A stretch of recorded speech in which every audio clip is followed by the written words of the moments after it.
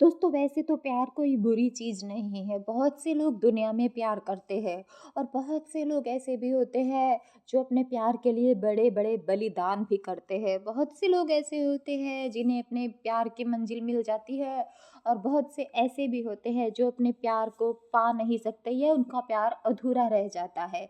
लेकिन कभी-कभी ऐसा होता है दोस्तों कि प्यार एक तरफ़ा भी होता है और कई बार ऐसा भी होता है कि प्यार तिकोना भी होता है, लेकिन सबसे खतरनाक जो प्यार होता है दोस्तों, वो होता है एक तरफ़ा प्यार। इस एक तरफ़ा प्यार में इंसान पता नहीं किस हद तक गुज़र जाता है। प्यार करना अच्छी बात है, लेकिन अपने प्यार की रिस्पेक्ट भी हमें करनी चाहिए। नमस्कार दोस्तों, मैं आरती शर्मा क्राइम स्टोरी चैनल पर आप सभी का स्वागत करती हूँ। घटना में आगे बढ़ने से पहले आप सभी से एक रिक्वेस्ट है कि अगर आप हमारे चैनल पे नए हो तो प्लीज़ हमारे चैनल को सब्सक्राइब कीजिएगा और वीडियो को लाइक भी कीजिएगा। तो चलिए दोस्तों, बिना समय व्यर्थ किए घटना में आगे बढ़ते हैं। आज की जो सच्ची घटना मैं आपको सुनाने जा रही हूँ दोस्तों, उसमें भी कुछ ऐसा ही होता है जिसमें एक तरफ़ा प्यार में लड़का कुछ ऐसा कर बैठता है जिसकी किसी ने कल्पना भी नहीं की थी। जिसके साथ वो प्यार करता है उसी के साथ वो इतनी दरिंदगी करता है कि सोच के भी इंसान की रूह काँप जाए।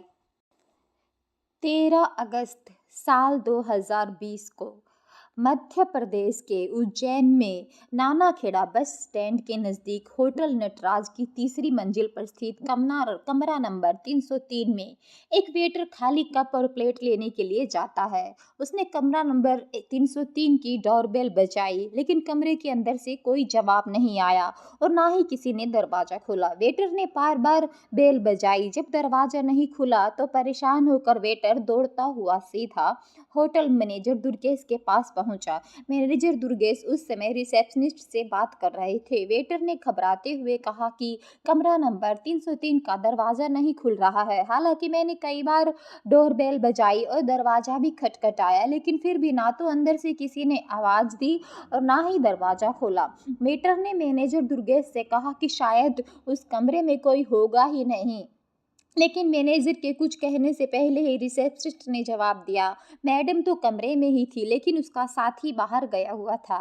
रिसेप्शनिस्ट ने मैनेजर से कहा कि उस लड़की का साथी बाहर जाते समय यह कह के गया था कि थोड़ी देर में आता हूँ, तब तक आप लोग मैडम का ख्याल रखना। और उसे गए काफ़ी देर हो चुकी है, लेकिन वह अभी तक वापस नहीं आया है।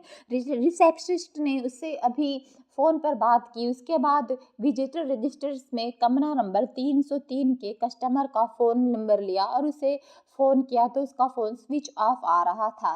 रिसेप्शनिस्ट ने उसे कई बार फ़ोन की, मगर उसका फ़ोन बंद आ रहा था। रिसेप्शनिस्ट ने यह बात मैनेजर दुर्गेश पटेल को बताई। मैनेजर दुर्गेश पटेल को भी यह बात कुछ अजीब लगी।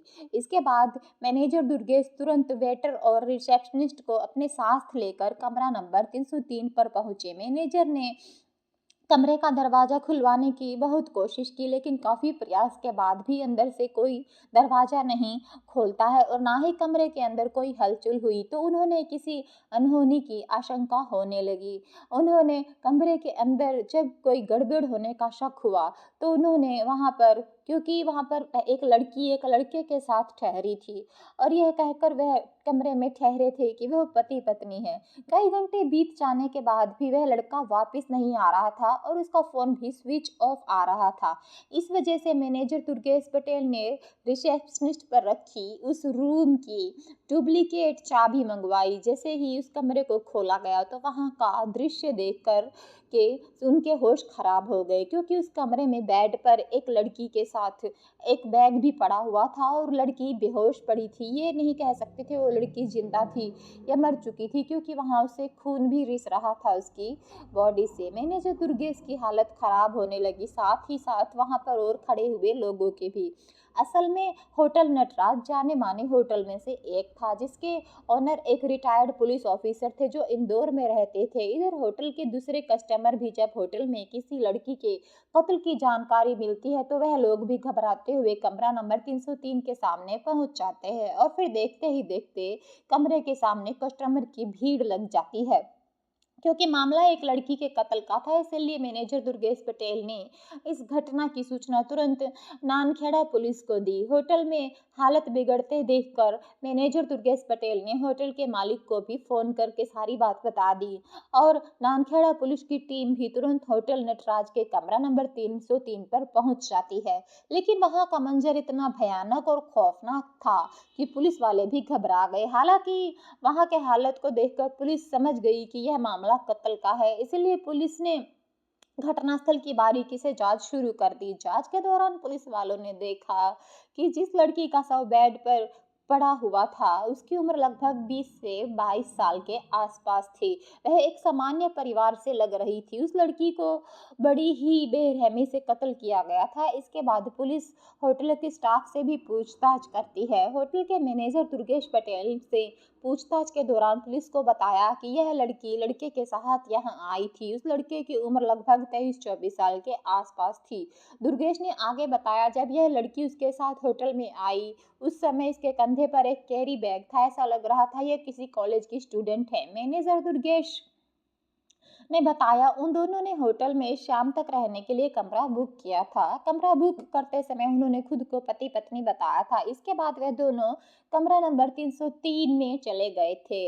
रिसेप्शनिस्ट ने बताया कि फिर करीब 1.5 घंटे के बाद वह लड़का यह कहकर होटल से गया था कि वह किसी काम से बाहर जा रहा है और मैडम अंदर आराम कर रही है, तुम उनका ध्यान रखना। कुछ समय के बाद जब एक वेटर नाश्ते और चाय की प्लेट लेने कमरे में गया तो लड़की ने दरवाजा नहीं खोला, जिसकी वजह से होटल के मैनेजर ने कमरे की दूसरी चाबी मंगवाकर दरवाजे को खोला।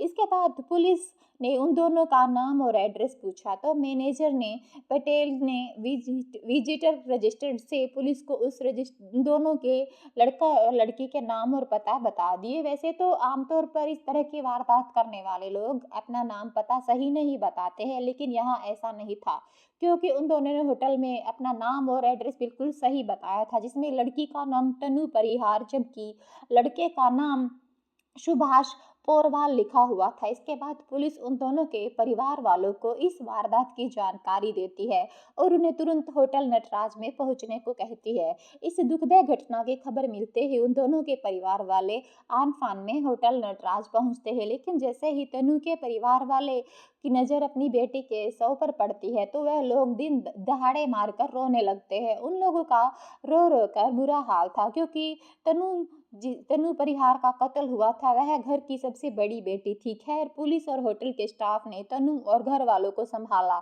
और उन्हें तसल्ली देकर चुप कराया। पुलिस ने तनु के शव का मौका मुआयना किया। तनु का शरीर बुरी तरह जख्मी था। गले पर एक निशान था, जबकि उसके पेट पर 3 गहरे घाव के निशान थे। किसी तेज धार हथियार से उसकी हत्या कर दी गई थी। छानबीन करने के बाद तनु परिवार के शव को पोस्टमार्टम के लिए हॉस्पिटल भेज दिया गया। इसके बाद तनु की मां आशा देवी की तहरीर पर पोरवाल के खिलाफ कत्ल का मामला दर्ज करके आगे की जांच शुरू कर दी गई। तनु के परिवार वालों से पूछताछ करने के साथ ही पुलिस ने सुभाष के मोबाइल नंबर को भी सर्विस लाइन पर लगा दिया तथा जनता और मीडिया के भी प्रेशर की वजह से पुलिस भी तेजी से इस केस को सुलझाना चाहती थी। मात्र 24 घंटे के अंदर ही सुभाष की लोकेशन का पता लगा लिया जाता है। उसकी लोकेशन आगरा में पाई गई थी। इसके बाद नानखेड़ा पुलिस ने आगरा पुलिस की मदद से सुभाष पोरवाल को अरेस्ट कर लिया और फिर उसे नानखेड़ा पुलिस स्टेशन लाकर उससे कड़ाई से पूछताछ की गई। दरअसल सुभाष शुरू से ही बिगड़ेल और आवारा लड़का था। उसने बड़ी मुश्किल से 10th क्लास पास की थी। इसके बाद सुभाष ने भी अपने माता पिता पोरवाल की तरह ऑटो चलाना शुरू कर दिया। न्यू इंदिरा नगर कॉलोनी में वह रहता था। उसके घर के सामने ही तनु परिहार भी अपने परिवार के साथ रहती थी। तनु के पिता की मृत्यु हो चुकी थी। उनके परिवार में उसकी मां आशा देवी और उसके 2 छोटे भाई थे, जिनका खर्च तनु की मां आशा देवी किराने की दुकान से चलाती थी। यानी उनके घर की आर्थिक स्थिति बहुत ही अच्छी नहीं थी। अपने 3 भाई बहनों में तनु सबसे बड़ी थी। उसके पिता की मृत्यु तभी हो गई थी जब तनु छोटी थी। इधर पति की मौत के बाद बच्चों की परवरिश की जिम्मेदारी मां आशा देवी के कंधों पे आ गई, जिन्हें उन्होंने बहुत अच्छे से निभाया था और अपने बच्चों को मेहनत मजदूरी करके अच्छी शिक्षा दिलाई थी। उनकी उनकी बड़ी बेटी तनु बीकॉम सेकेंड ईयर की छात्रा थी। तनु परिहार एक सुंदर और मिलनसार स्वभाव की लड़की थी, क्योंकि तनु और सुभाष के घर आमने सामने ही थे, इसीलिए वह दोनों एक दूसरे को देखते हुए एक साथ बड़े हुए थे। लेकिन जब तनु की जवानी के दहलीज पर कदम रखा तो सुभाष मन ही मन तनु से प्यार करने लगा। सुभाष तनु के प्यार में इतना पागल था कि वह तनु से बात करने के लिए, उसके करीब आने के लिए अपने ऑटो का भी इस्तेमाल करता था। असल में जब तनु कॉलेज जाने के लिए घर से निकलती तो सुभाष पहले ही अपना ऑटो लेकर उसके इंतजार में खड़ा रहता। वो तनु को अपने ऑटो में बिठाकर उसको कॉलेज ले जाता और उसे कॉलेज से वापस भी घर लाता। सुभाष तनु के उसके घर के करीब छोड़कर वहां से चला जाता। तनु भी अब धीरे धीरे सुभाष से प्यार करने लगी थी। इसके बाद उन दोनों को जब भी मौका मिलता वह दोनों एक साथ घूमने फिरने भी लगे थे। समय के साथ साथ उन दोनों का प्यार भी परवाना चढ़ रहा था।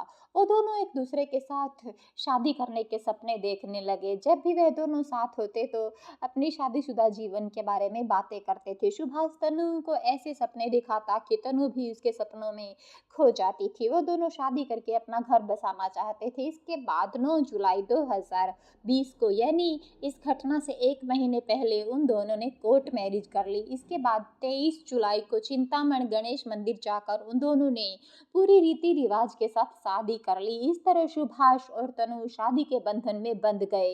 यहाँ तक सब कुछ ठीक था, लेकिन जब शादी के बाद अपने घर वालों को बताने का समय आया तो सुभाष ने बिना झिझक इस बात की जानकारी अपने परिवार वालों को दे दी। उसके परिवार वालों ने भी उन दोनों की शादी को स्वीकार कर लिया था, लेकिन इधर साहस न जुटा पाने के कारण तनु ऐसा नहीं कर पाई।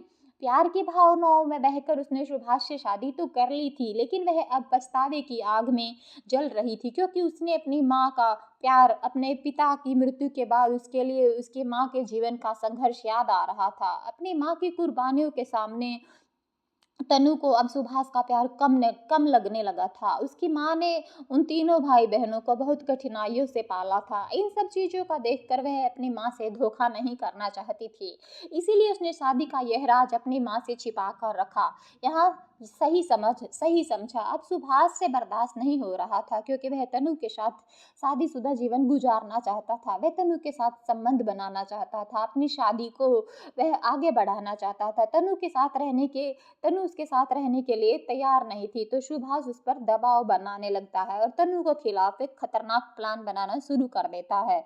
इधर तनु की माँ उसके लिए एक अच्छे लड़के का तलाश कर रही थी।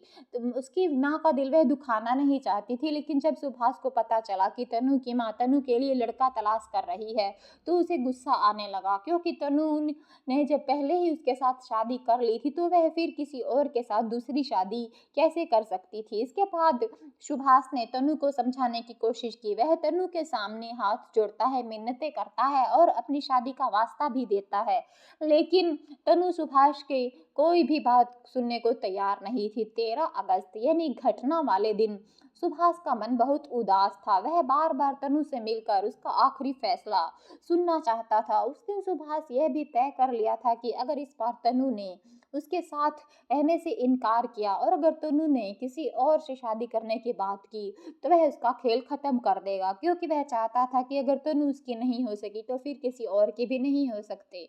इसके लिए सुभाष ने होटल नटराज को चुना। होटल नटराज में कमरा खाली है कि इसका पता उसने पहले फोन पर लगाया। होटल मैनेजर दुर्गेश पटेल से बात की। इसके बाद सुभाष ने तनु को मैसेज करके कहा कि तुमसे कुछ जरूरी बात करनी है। उस दिन तनु ने सोचा कि आज सुभाष से मिलकर वह इस मामले को खत्म कर देगी। इसके बाद तनु ने अपना कोचिंग बैग और एक पानी की बोतल उठाई और अपनी माँ से कोचिंग जाने की कहकर वह सुभाष से मिलने के लिए चली गई। इधर सुभाष ने एक दिन पहले ही मार्केट से जो चाकू खरीदा था वह उसे लेकर तनु से मिलने के लिए निकल गया।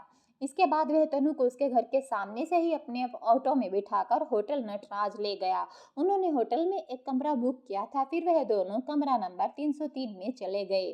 कमरे में पहुंचकर सबसे पहले सुभाष ने चाय और नाश्ता मंगवाया। चाय के दौरान ही सुभाष ने तनु के साथ फिर अपनी शादी को लेकर बात शुरू कर दी, लेकिन बात करते करते उन दोनों में बहस होने लगी और यह बहस इतनी बढ़ जाती है कि उन दोनों में झगड़ा शुरू हो जाता है। जहां तनु अपनी शादी को लेकर अपनी माँ के फैसले को आखिरी फैसला बताते हुए अपनी बात पर अड़ी हुई थी। वहीं सुभाष भी गुस्से में आकर कहता है कि जब तुमने मेरे साथ 2 बार शादी कर ली है, तो फिर तुम तीसरी शादी किसी और के साथ कैसे कर सकती हो? सुभाष को समझाते हुए कहती है, वह शादी हम दोनों की बहुत बड़ी भूल थी। तन सुभाष से कहा तनु ने कि अब वह अपने परिवार के खिलाफ नहीं जाएगी, क्योंकि मेरी माँ ने मेरे पिता के बगैर बहुत मुश्किल से हमारी परवरिश की है। तनु ने कहा कि मैंने पहले ही अपनी माँ से छुप कर तुमसे शादी करके बहुत बड़ी गलती की है, लेकिन अब मैं तुम्हारे साथ रहकर दोबारा गलती नहीं करना चाहती। तनु ने कहा कि मैं अपनी माँ को और दुख नहीं देना चाहती, अब मैं अपनी माँ की पसंद के लड़के से शादी करूंगी। लेकिन यह बात सुनकर सुभाष भड़क जाता है। सुभाष का चेहरा गुस्से से लाल हो गया। उसने कमरे में टहलते हुए तनु से कहा, क्या हम दोनों एक दूसरे को भूल जाएं?